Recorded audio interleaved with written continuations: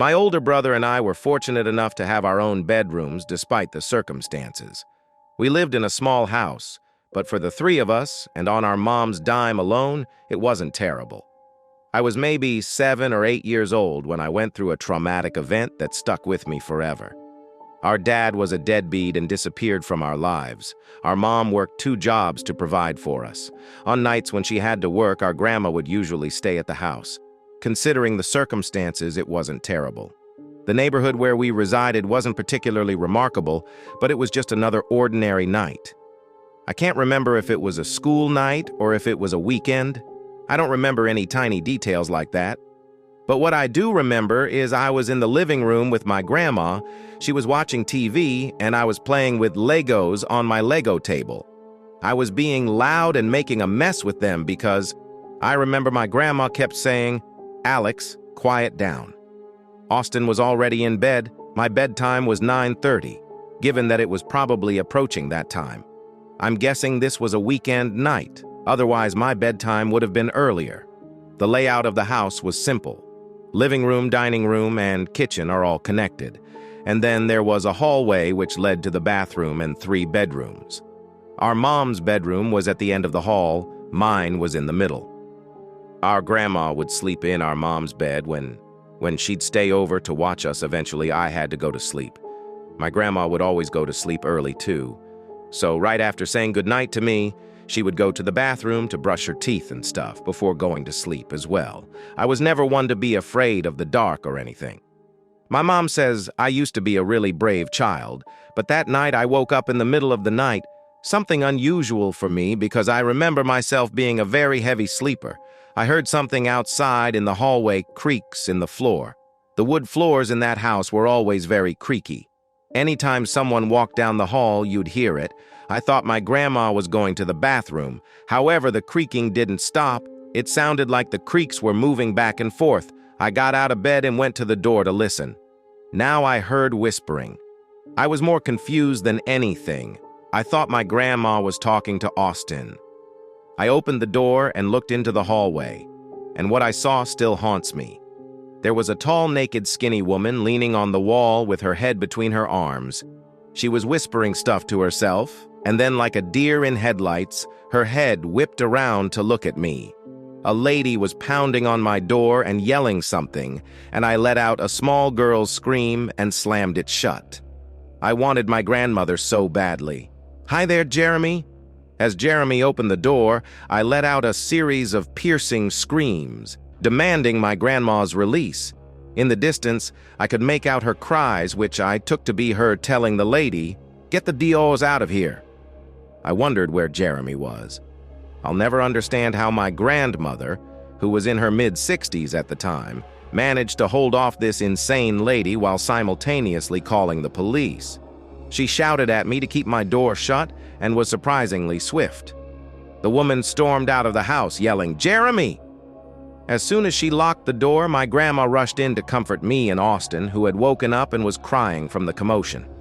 We remained huddled together until the police arrived, at which point my grandma advised us to return to our sleep. It was a combination of my grandma's failure to lock one of the doors and the fact that we lived in an already shady area.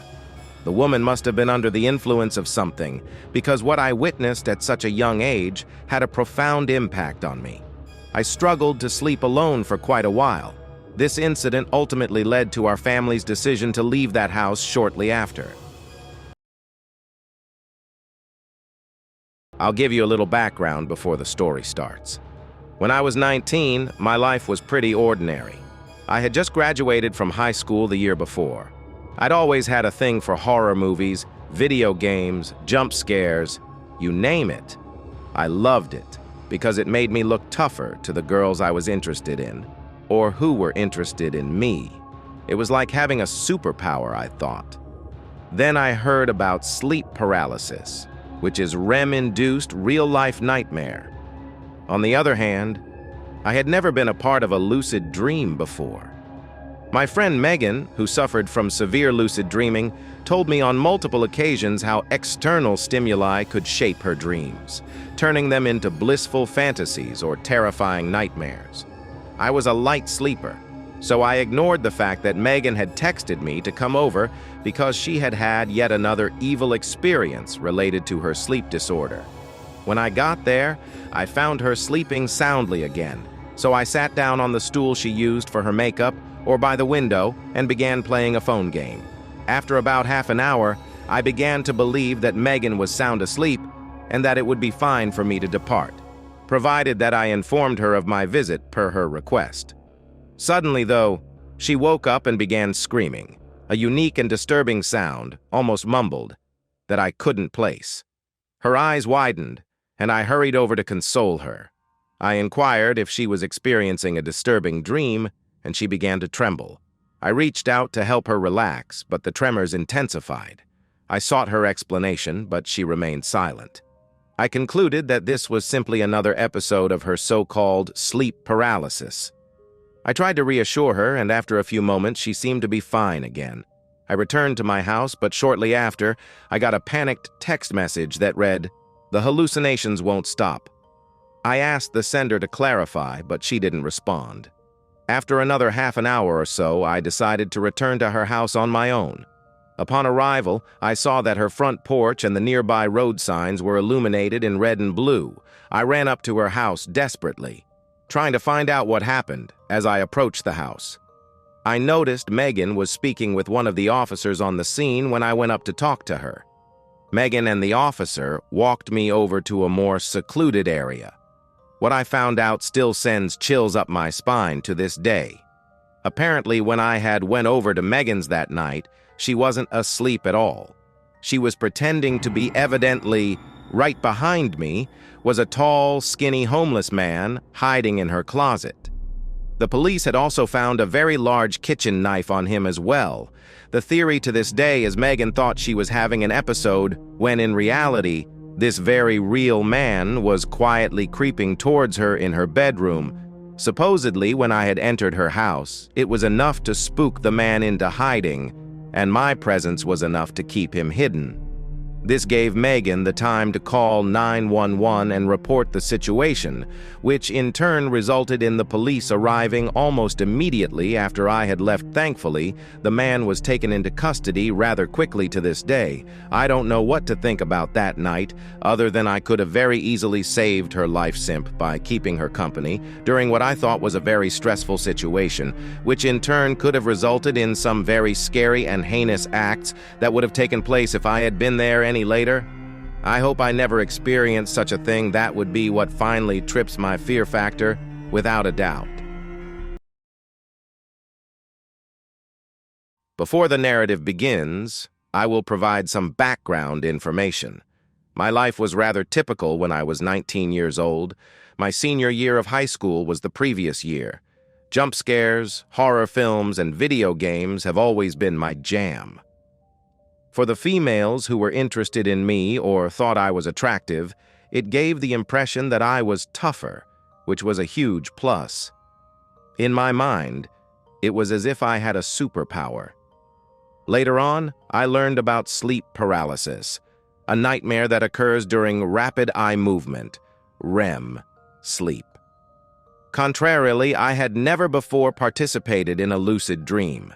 Megan, a friend of mine who had severe lucid dreaming, told me time and time again how things beyond her control might transform her dreams into either wonderful fantasies or horrible horrors. Even though Megan had asked me to come over after yet another evil experience with her sleep condition, I chose to disregard her because I was a light sleeper. I sat down on the stool she used for cosmetics or beside the window and started playing a phone game once I arrived and saw that she was sleeping comfortably again. It took me approximately 30 minutes to convince myself that Megan was sleeping and that it would be okay to go if I told her I was visiting as she had asked. However, out of nowhere, she roused and started shrieking, a peculiar and unsettling sound, nearly a mumble, that I couldn't identify. As soon as she widened her eyes, I raced over to comfort her. She started to shudder when I asked whether she was having a scary dream. I extended my hand to ease her tension, but the shaking just became worse. I wanted to know why she was quiet, so I asked her. I reasoned that it was probably just her so-called sleep paralysis acting up again. After I attempted to comfort her, she appeared to be okay again. A worried text message arrived soon after my return to my place, reading, "The hallucinations won't stop." The sender did not reply to my request for clarification. I opted to go back to her home alone after waiting for another half an hour or so. I arrived to see her front porch and the surrounding road signs lit up in red and blue. I ran up to her house desperately, trying to find out what happened. As I approached the house, I noticed Megan was speaking with one of the officers on the scene when I went up to talk to her. Megan and the officer walked me over to a more secluded area. What I found out still sends chills up my spine to this day. Apparently, when I had went over to Megan's that night, she wasn't asleep at all. She was pretending to be evidently right behind me, was a tall, skinny, homeless man hiding in her closet. The police had also found a very large kitchen knife on him as well.